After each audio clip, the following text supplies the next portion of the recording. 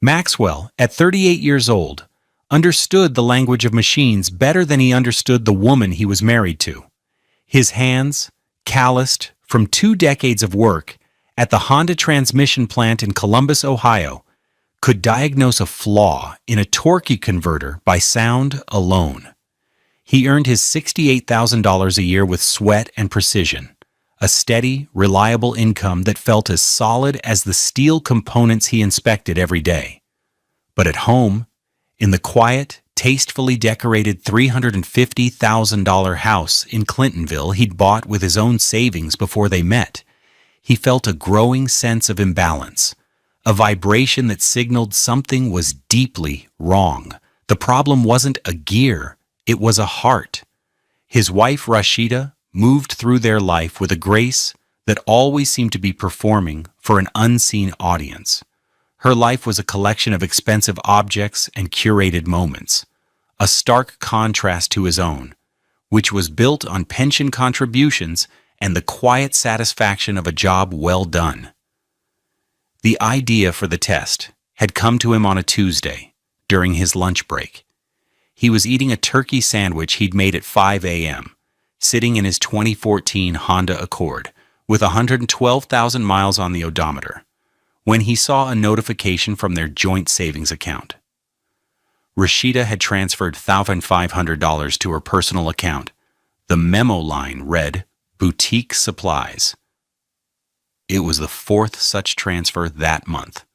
Her German Village boutique, a chic little shop selling $300 candles and ethically sourced alpaca throws, was her dream, a dream he had funded with a $50,000 withdrawal from his own pre-marriage investment account. He had believed in her, but the boutique seemed to be a black hole for money, and her gratitude had slowly curdled into expectation. He thought of the conversations they'd had lately, conversations that felt more like financial reports where he was the underperforming asset. He remembered a phrase she'd used once, laughing with her sister on the phone, not knowing he was in the next room. "Smart women plan for falls, sis. You always have to have your own parachute." He had felt a chill then, a cold dread that had nothing to do with the draft from the old window. He realized he didn't know if his wife loved him or if she loved the stability he provided. He had to know the truth. And so, the plan began to form. A terrible, precise piece of engineering designed to test the load-bearing capacity of their marriage. He would tell her he'd lost everything, not just the joint savings, but a catastrophic loss from a bad investment that wiped out his 401k. He would pretend to be falling, just to see if she would offer him a hand, or if she would simply deploy her parachute. Have you ever felt that sickening dread, that feeling that the person sleeping next to you might be a stranger? Let us know in the comments if you've ever had to trust your gut over someone's words. The story of Maxwell's next 48 hours is a testament to what happens when that gut feeling is proven right in the most devastating way possible. Their life together was a carefully constructed facade of domestic normalcy, but the price tags told the real story. On a typical Saturday morning, Maxwell would be up at dawn, his internal clock still set to the plant's schedule. He'd put on his $45 New Balance sneakers and go for a run through the quiet streets of Clintonville, the rising sun casting long shadows from the old maple trees. He'd come home to the smell of coffee, not from a shared pot, but from Rashida's $700 Breville espresso machine, a single-cup operation. He used a simple $25 Mr. Coffee maker himself. He'd make breakfast, eggs, toast, and bacon, a meal costing maybe $5. Rashida would emerge an hour later, glowing and perfect, and make herself a smoothie with $15 organic kale and exotic powders he couldn't pronounce. Their evenings were a similar study in contrasts. They'd sit in the living room he had painted a warm, inviting gray. He'd be on the comfortable, slightly worn $1,200 sectional sofa he'd bought years ago, watching a documentary on his $600 television. She would be in her $2,800 Eames lounge chair, a birthday gift he'd stretched his budget to afford, scrolling through her phone, her face illuminated by the screen. The light would catch the diamond on her finger, a 1.5 carat stone that had cost him $12,000, a sum that had taken him 2 years to save. She called it an investment in their future. He was beginning to wonder whose future she meant.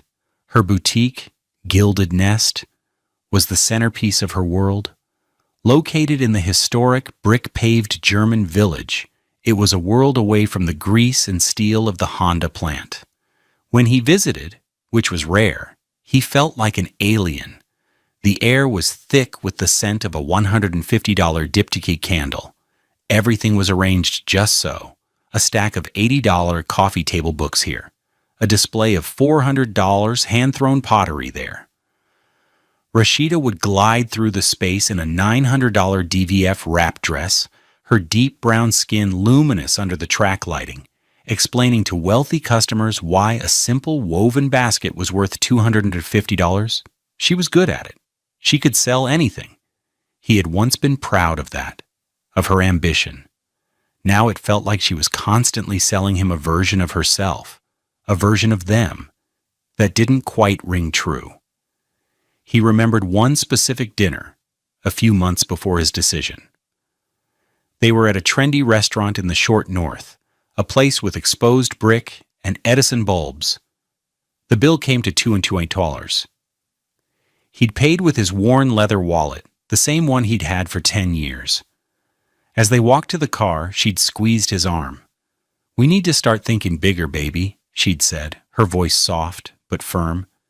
"Your pension is great, it's safe. But safe doesn't build an empire. My boutique could be the start of something huge, but it needs capital." He looked at her perfectly applied lipstick and the $1,800 Gucci bag hanging from her shoulder. He looked at his own reflection in a shop window, a simple man in a $60 J. Crew button-down shirt. He felt a chasm opening between them, a gap measured in dollars and ambition. It was then he knew that their definitions of wealth were fundamentally incompatible.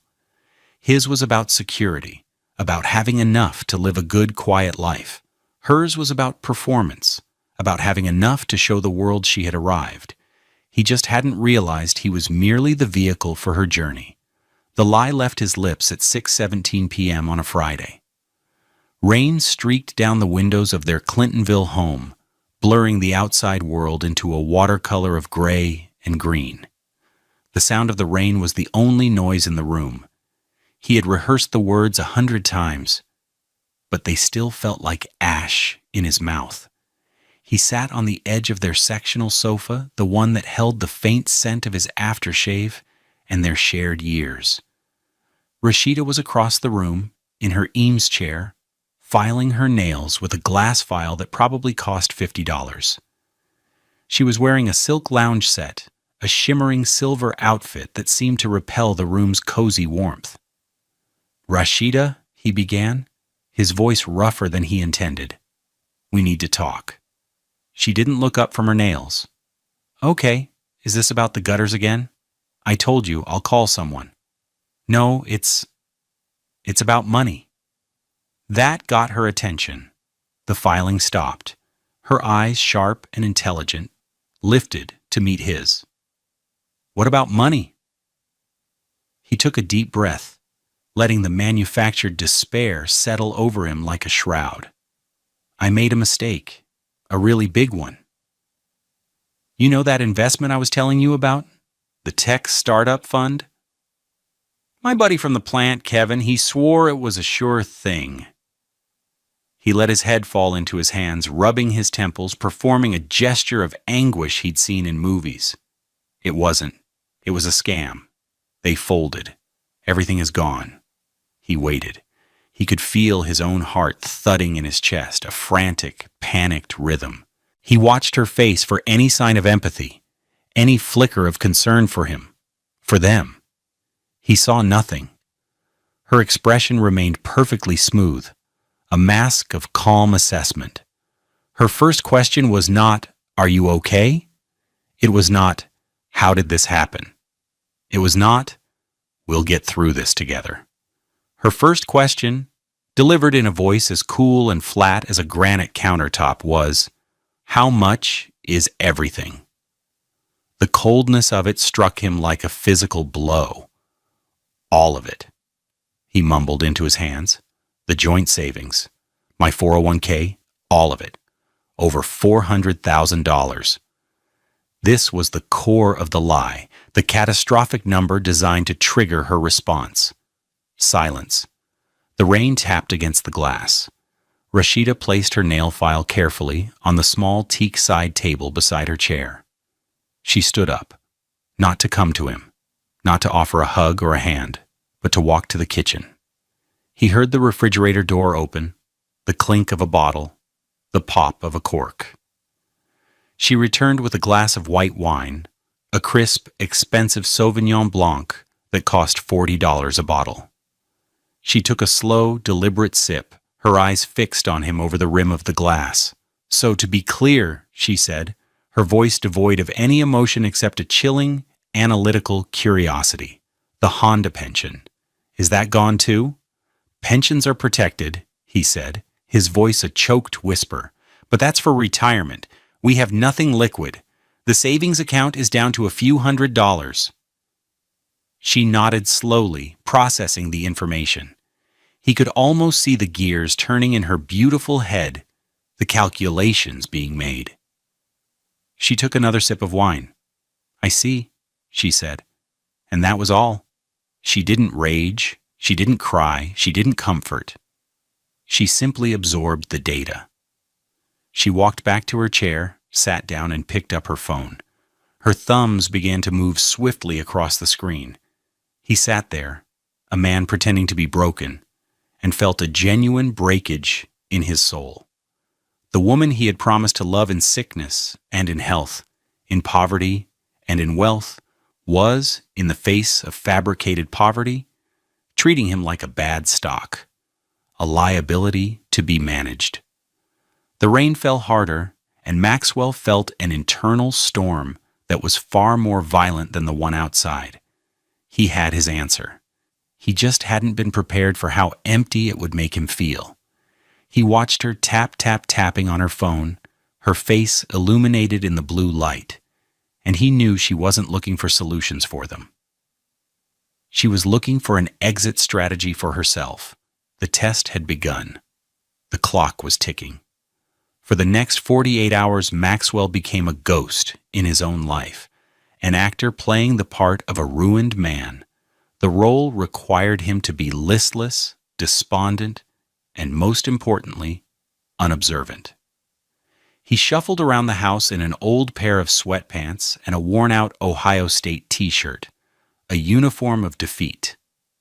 He would sit on the couch for hours, staring at a blank television screen, letting out a heavy sigh every so often for effect. He had to make his collapse believable, so that her actions would be pure, uninfluenced by any suspicion that she was being watched. Inside, however, he was a machine of cold, methodical observation. His mind was a running stopwatch, his senses on high alert. Every creak of the floorboards, every whispered phone call, every tap of a keyboard was a data point. He had enabled notifications on his phone for every financial transaction, every email, every calendar update linked to their shared accounts. His phone, which he kept face down on the coffee table as if he couldn't bear to look at it, was his secret command center. The first significant event happened at 10:48 p.m. on Friday, just 4 hours after his confession. Rashida thought he had fallen asleep on the couch, his breathing feignedly deep and even. He heard her footsteps retreat to their home office, the small room where she managed the boutique's finances. The door clicked shut, but not completely. He heard the murmur of her voice, low and urgent. He strained to listen. She was on the phone. "No, of course he doesn't know. He's a mess," she was saying. "Listen, Carol, I need to know my options. We never signed a prenup. The house is in his name. He bought it before we were married, but I put money into it from the joint account for renovations. Does that count?" Maxwell's blood ran cold. Carol was her attorney, a sharp, expensive woman who specialized in high-asset divorces. He felt a wave of nausea. She wasn't just planning her exit, she was strategizing her plunder. "What about the boutique?" Rashida continued. "The seed money came from his savings, but the business is in my name only. Is that protected?" "Good. That's very good to hear." "Okay, so the first step is asset separation." "Understood." "I need to move quickly before he gets his head straight and starts trying to lock things down. He thinks we're a team. He has no idea." The phrase hung in the air. He has no idea. The dramatic irony was a bitter pill. He lay perfectly still, his eyes closed, his fists clenched under the Afghan blanket his late mother had knitted for him. He was a transmission specialist. He knew all about efficient transfer of power, and he was listening to his wife plot the most efficient way to transfer his assets into her own column before disconnecting from him completely. He continued his performance through Saturday morning. He declined breakfast, mumbling that he wasn't hungry. Rashida made herself an avocado toast, not offering him a piece. She moved around the kitchen with a brisk, new energy.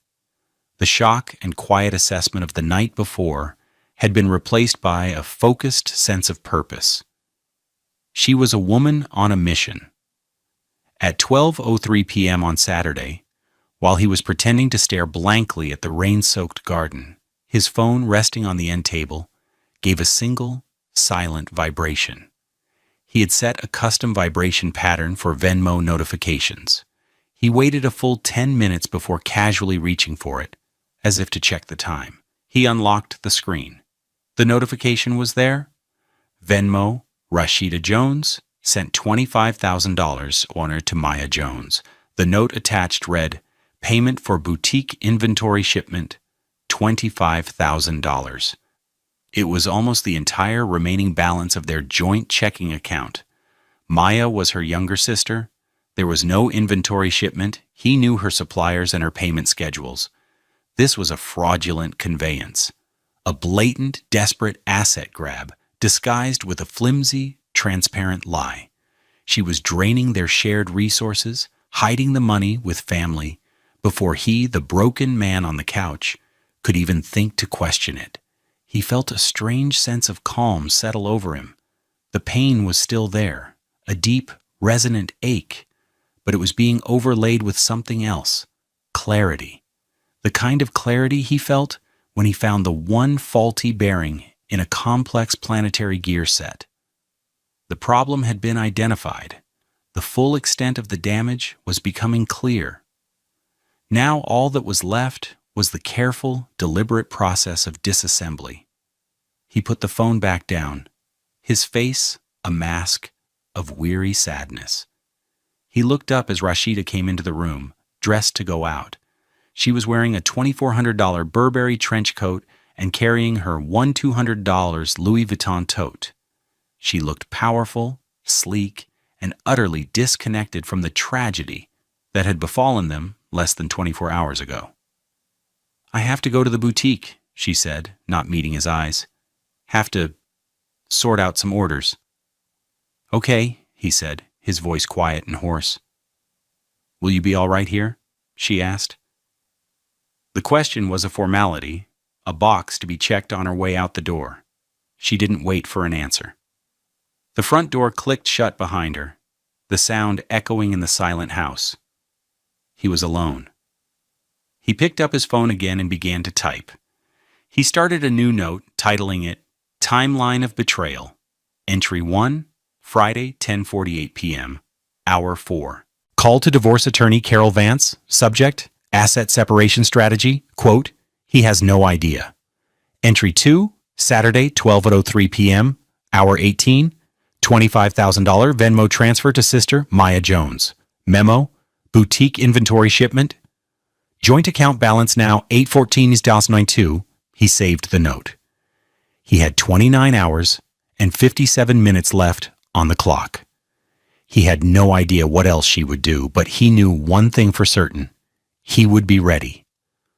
The hours between the Venmo transfer and Sunday morning were a masterclass in emotional endurance, Maxwell played his part with an Oscar-worthy performance of a man hollowed out by financial ruin.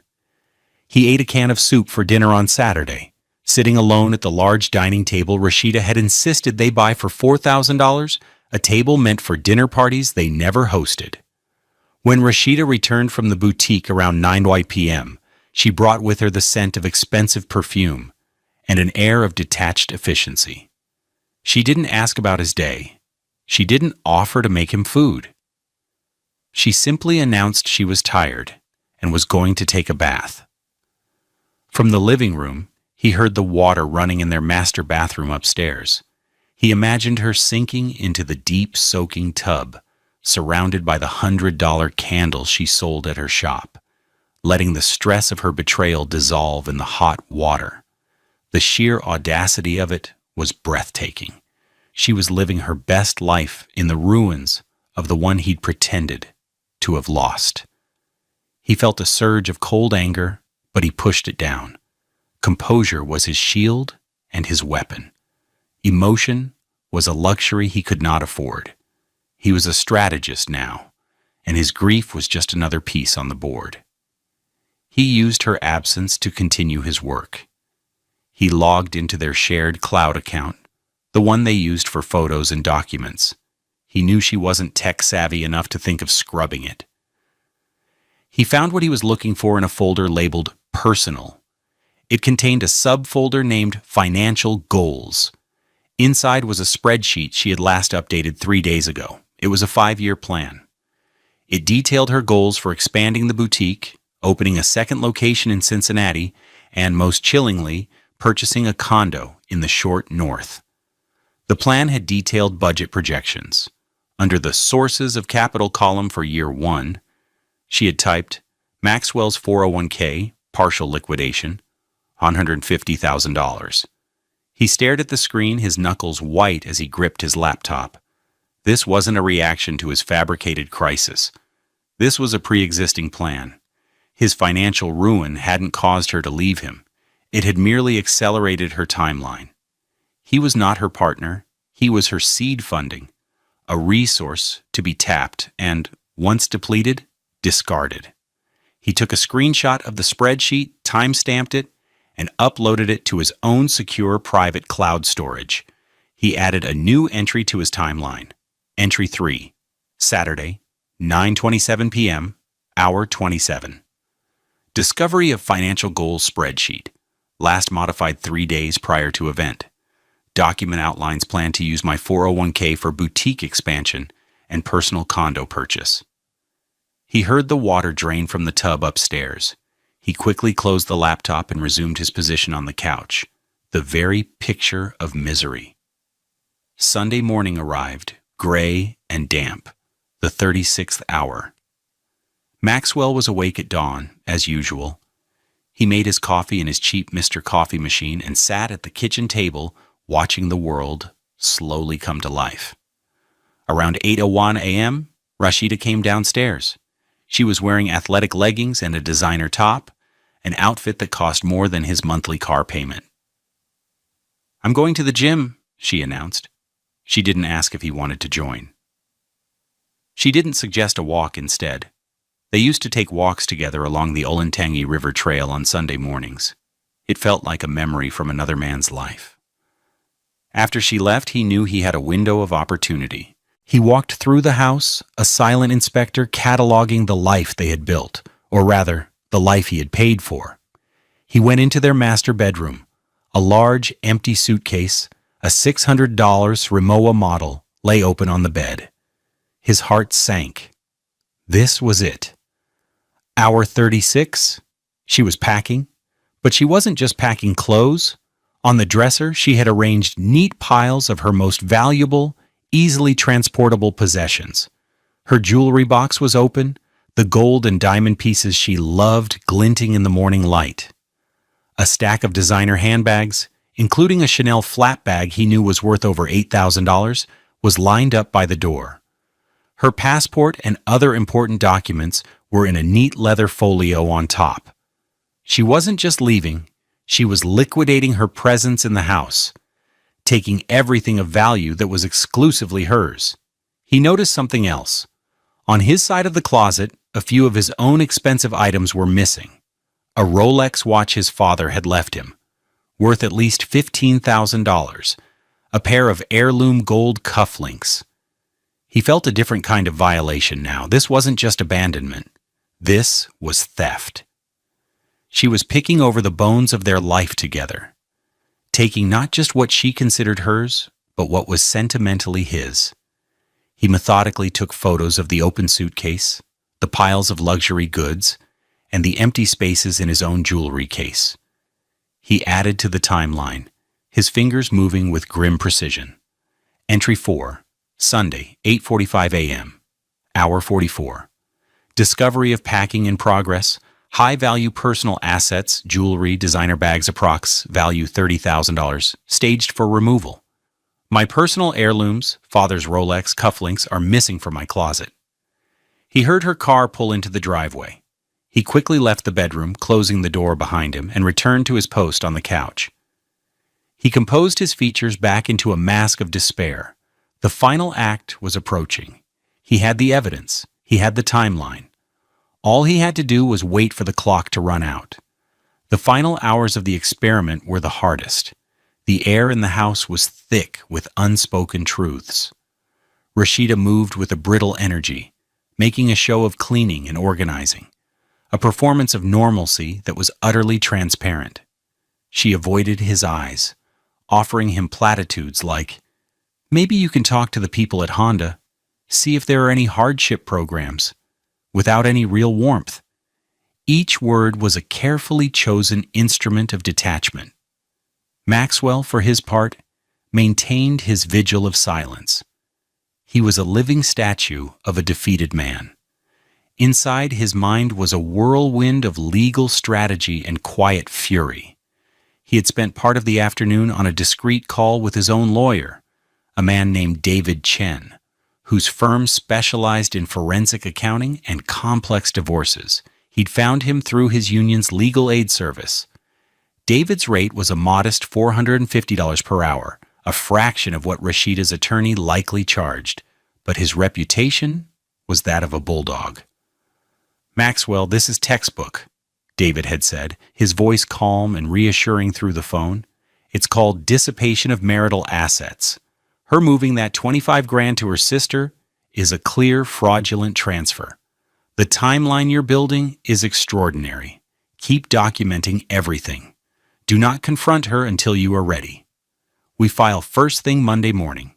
With this evidence, we can file an emergency motion to freeze her assets, including the boutique's bank account, pending a full financial discovery." The call had solidified his resolve. This was no longer just about his own heartbreak. It was about justice. It was about ensuring that her calculated betrayal did not result in a financial victory. He was not a victim to be fleeced. He was a man who had been underestimated. That was her fatal mistake.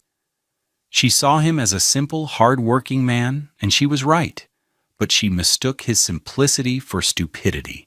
She had no idea that the same methodical precision he applied to building transmissions, he could also apply to deconstructing her deception.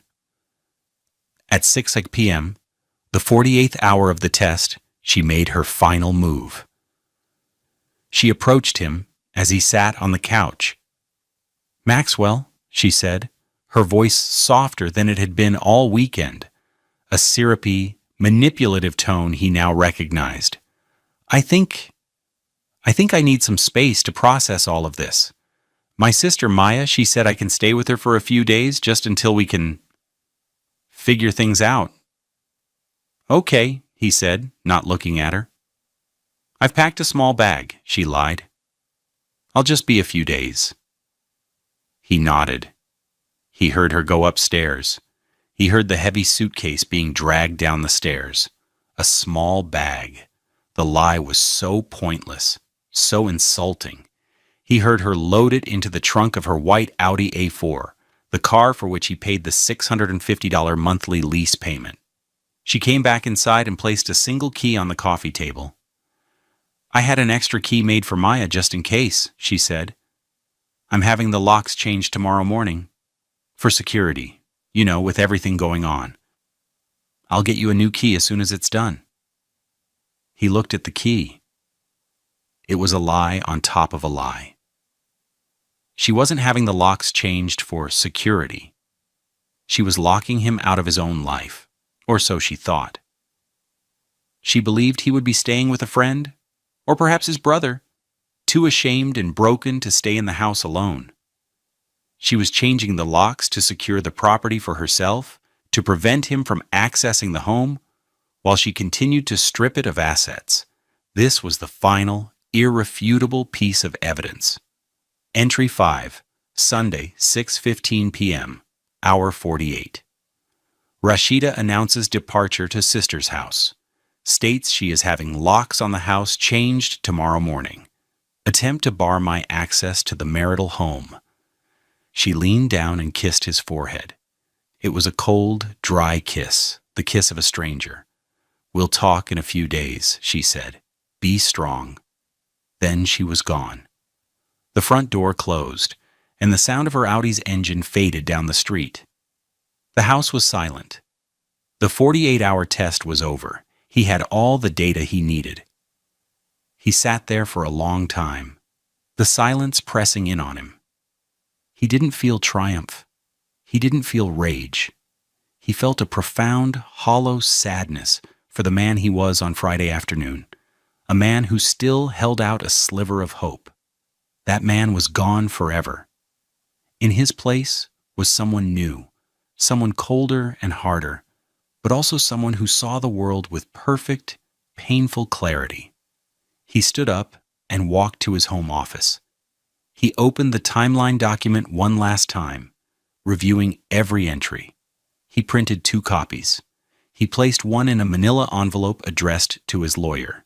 The other he placed on the center of the polished $4,000 dining room table. He then sent Rashida a single text message. Come back to the house. We need to talk now, not in a few days. He waited. He knew she would come. Her curiosity and her arrogance wouldn't let her stay away. She would want to see if he had discovered something, or if this was just the last desperate plea of a broken man. He sat down at the head of the table, the printed timeline lying before him like a final judgment, and waited for the confrontation he had so meticulously engineered. The strike was set for 8 p.m. sharp. Maxwell sat at the dining room table, the overhead light casting a focused pool of light on the polished wood surface. The house was unnaturally quiet. He had turned off all the lamps, leaving only the single light on above him, creating a theatrical, interrogative atmosphere. He wore a crisp, dark navy polo shirt and gray slacks. He was no longer the broken man in sweatpants. He was Maxwell, the transmission plant operator, a man who understood precision and consequence. In front of him lay the single sheet of paper, the timeline. At 8:02 p.m., he heard her Audi pull into the driveway. The engine cut off. The car door slammed with a sharp, impatient sound. A few moments later, her key turned in the lock. The front door opened and closed. He didn't turn to look. He just waited, his hands folded calmly on the table. Max, what is this? Her voice was sharp, annoyed. She walked into the dining room, stopping short when she saw him sitting there, the room dark except for the light above the table. She was still wearing her expensive gym clothes, an outfit designed for performance. Why are all the lights off? You're being dramatic. Sit down, Rashida, he said. His voice was quiet, but it carried an authority she had never heard from him before. It was the voice he used on the plant floor, when a multi-million-dollar assembly line had to be stopped. It was a voice that did not brook argument. She hesitated for a moment, then, with a huff, pulled out the chair opposite him and sat down. Fine. What is so important that it couldn't wait? He didn't answer immediately. He let the silence stretch, letting her discomfort grow. He watched her face, the impatience warring with a flicker of uncertainty. Finally, He pushed the single sheet of paper across the table toward her. "What is this?" she asked, picking it up. "It's a timeline," he said. "A log of the last 48 hours. I'd like you to read it. Aloud, if you don't mind." She scoffed, a dismissive, arrogant sound. But she began to read. "Timeline of betrayal," she read, her voice dripping with sarcasm. Then her tone changed as she continued. "Entry 1, Friday, 10:48 p.m., Hour 4, call to divorce attorney Carol Vance. Subject, asset separation strategy. Quote." Her voice faltered. She looked up at him, her eyes wide with shock and a dawning horror. How did you—" "Keep reading," he said, his voice flat, emotionless. She looked back at the paper, her hands beginning to tremble slightly. "Entry 2, Saturday, 12:03 p.m., Hour 18, $25,000 Venmo transfer to Sister Maya Jones. Memo, boutique inventory shipment, joint account balance now $814. Her face went pale. The color drained from her luminous brown skin, leaving it ashen under the harsh light. "You checked the account," she whispered, a statement of disbelief. "I have notifications for everything, Rashida. You know that. I'm a man of precision. Please continue." She swallowed hard, her eyes darting between him and the paper, as if it were a snake. Entry 3, Saturday, 9:27 p.m., Hour 27, discovery of financial goals spreadsheet, outlines plan to use my 401k for boutique expansion and personal condo purchase. Now her breathing was shallow. The mask of composure was cracking, revealing the raw panic beneath. "You went through my computer? That's my privacy," she hissed, trying to pivot to anger. "It's a shared cloud account, Rashida, for our shared life. Or was that just another asset you were planning to claim? There's more. Read the rest." Her eyes fell back to the page. Entry 4, Sunday, 8:45 a.m., Hour 44, discovery of packing in progress. High-value personal assets staged for removal. My personal heirlooms, father's Rolex, missing. She dropped the paper on the table as if it had burned her.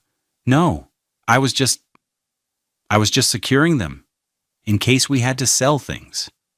I was protecting them for us." The lie was so pathetic, so desperate that he almost felt a flicker of pity. He extinguished it immediately. "Protecting my father's watch by packing it in your getaway bag? That's a new one. Read the last entry, Rashida. The one from just under 2 hours ago." She stared at him, her eyes pleading now. The anger was gone, replaced by a desperate, frantic fear. She knew what the last entry was.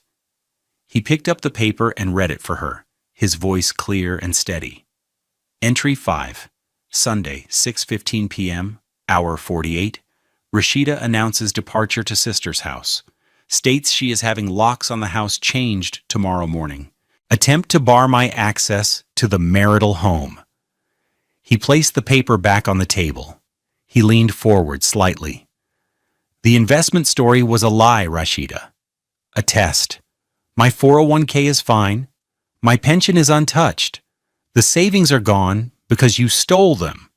But all my premarital assets, the rental property, my primary retirement funds, they are all perfectly safe, untouchable. The only thing that was actually lost this weekend was you." The truth landed in the silent room with the force of a physical impact. Rashida stared at him, her mouth opening and closing silently. She cycled through a series of expressions in rapid succession, stunned disbelief, wild fury, and then, finally, a complete and total collapse. You set me up?" she stammered. "You lied to me? You once told your sister that smart women plan for falls. I just wanted to see what you would do if you thought I was falling," he said, the callback technique landing with devastating precision. "Would you be my partner or my undertaker? You chose undertaker. You didn't grieve. You went straight to robbing the grave. I love you, she cried, the words sounding hollow and rehearsed. I was scared. I was just trying to protect myself, to protect us. There is no us, Maxwell said, and the finality in his voice silenced her. There is only you and your 5-year plan. My lawyer, David Chen, will be filing for divorce at 9 a.m. tomorrow morning. He'll also be filing an emergency motion to freeze your boutique's assets, given the fraudulent $25,000 transfer. He advises your sister to transfer the money back immediately unless she wants to be named in a lawsuit. He stood up. The meeting was over. My father's watch and cufflinks are in your Rimowa suitcase in the trunk of your car. I suggest you bring them back inside right now. After that, you can leave. My lawyer will be in touch with yours. Rashida crumpled. All the poise, the elegance, the carefully constructed performance of a successful woman dissolved into a sobbing, pleading mess. Max, no, please. We can fix this. I made a mistake. I was scared. Please don't do this. He looked down at the woman he had once loved, the woman who had, in the space of 48 hours, revealed herself to be a complete stranger. He felt nothing. The part of his heart she had occupied was now a cold, empty, and blessedly peaceful void. The locks will be changed tomorrow morning, he said, his voice calm. But by my locksmith, not yours. You will not be getting a key. He turned and walked out of the room, leaving her alone at the table with the single sheet of paper that documented the end of their world. The consequences of Rashida's 48 hours of betrayal cascaded through her life with the brutal efficiency of a factory assembly line. Maxwell's lawyer, David Chen, was as good as his word. At 9:01 a.m. on Monday, the divorce petition was filed with the Franklin County Court.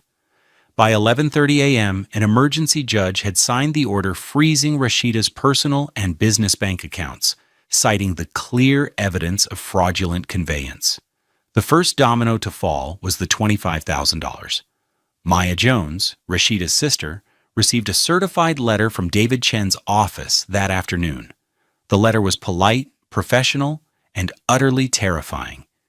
It detailed the penalties for conspiring to hide marital assets during a divorce proceeding and gave her a 24-hour deadline to wire the full amount to a trust account held by Chen's firm. The money appeared in the account by 10:00 a.m. the next morning. The sisterly alliance, built on whispered schemes, had buckled under the first sign of legal pressure. The next domino was the boutique. With its operating account frozen, Rashida's world of curated luxury ground to a halt. A check for $8,000 for the next month's rent on the German Village storefront bounced. The payment for a large shipment of French linens was declined. Her part-time sales assistant, a college student she paid $15 an hour, quit after her paycheck was rejected. Within 2 weeks, Gilded Nest was shuttered, a temporarily closed sign taped to the inside of the glass door, looking forlorn among the chic, overpriced objects inside. The empire she had planned to build on the foundation of Maxwell's 401k had crumbled into dust before the first brick was laid. Then came the car. The white Audi A4, her symbol of arrival and success, was leased. The $650 monthly payments were auto-debited from the joint account she had so helpfully drained. With the account now closed and the funds transferred to Maxwell's sole control, the payment was missed. The leasing company sent a notice. 30 days later, on a Tuesday afternoon, a tow truck arrived at her sister's cramped apartment complex in Grove City and hauled the car away. She was left with no business, no car, and a mountain of debt. The divorce proceedings were swift and brutal. Rashida's expensive lawyer, Carol Vance, quickly realized her client had been outmaneuvered. The timeline Maxwell had created was an unimpeachable record of bad faith. It painted a picture not of a frightened wife, but of a predatory opportunist. Faced with the evidence, Carol Vance advised Rashida to settle, and settle quickly. The final settlement was a testament to Maxwell's strategic restraint. Because the house was a premarital asset, he retained it entirely. His Honda pension and his 401k were his alone. The court divided the few marital assets they had, which amounted to very little. Rashida was awarded half of the value of the furniture she had picked out, which Maxwell paid her in a one-time check for $14,000, money that was immediately garnished by the creditors of her failed boutique. She walked away from a marriage to a man worth over $500,000 with less than nothing. She had a failed business, a wrecked credit score, and a future living in her sister's spare bedroom. She had deployed her parachute, only to find it was full of holes. She hadn't planned for the fall. She had caused it. Maxwell, meanwhile, moved through the aftermath with the same quiet dignity he brought to his job. He had the locks changed. He boxed up every trace of Rashida, her clothes, her books, her expensive face creams, and had them delivered to her sister's address. He sold the $2,800 Eames chair and the $4,000 dining table, using the money to pay off his lawyer's final bill. Reclaiming his space, he found, was more satisfying than any sense of revenge. He had won, not by being cruel, but by simply reflecting the consequences of her own actions back at her. 1 year later, the late afternoon sun slanted through the high windows of the Honda transmission plant, illuminating the dance of dust motes in the air. Maxwell, now 40, stood on a raised platform, his eyes scanning the assembly line below. He was no longer just an operator, he was the floor lead, a promotion that came with a new salary of $75,000 a year and the respect of the men and women he supervised. The new role fit him. He was a man designed to see the whole system, to understand how each small part contributed to the functioning of the whole. It was a clarity of vision he now applied to his own life. The house in Clintonville was quieter now, but it was a peaceful quiet. It was his again. The rooms were simpler, furnished with comfortable, sturdy pieces that valued function over form. The scent of expensive candles had been replaced by the smell of sawdust from his woodworking projects in the garage and the rich aroma of the coffee from his trusty $25 Mr. Coffee machine. He had found that his life, stripped of pretense, was richer than it had ever been. His wealth wasn't in spreadsheets or boutique inventories. It was in the steady rhythm of his work, the solidity of his home, and the peace in his own mind. On Sundays, he no longer thought of Rashida. Instead, he renewed his old ritual. He would drive his aging but reliable Honda Accord to the Olentangy Trail and walk for miles, the river flowing steadily beside him. He loved the constancy of the river, the way it moved forward, carving its path through the landscape, never looking back. On this particular Sunday, the autumn air was crisp, and the leaves were a riot of gold and red. The sun was beginning to set, painting the sky in shades of orange and purple. He found a quiet bench overlooking the water and sat, feeling the warmth of the last rays of sun on his face. He felt a sense of profound gratitude. He had faced a devastating betrayal, a test that could have broken him, but instead of breaking, he had learned his own strength. He had learned that true partnership isn't about planning for falls. It's about having someone who will try to catch you, someone who will sit with you in the wreckage and help you rebuild. We often think that wealth is something you can count, something you can store in a bank or display in a shop. But Maxwell learned the hard way that true wealth is not in what you have, but in who you are. It's the integrity that guides your actions, the character that holds you steady in a storm, and the self-respect that allows you to walk away from a life that is beautiful on the outside, but hollow within. The most valuable asset you will ever own is a clear conscience, and the peace that comes from knowing you are living an honest life. What do you think is the most important quality in a partner? Share your thoughts below, and let's continue to support each other in building lives and relationships that are as strong on the inside as they look on the outside. Thank you for being part of the Love Beyond Pride community.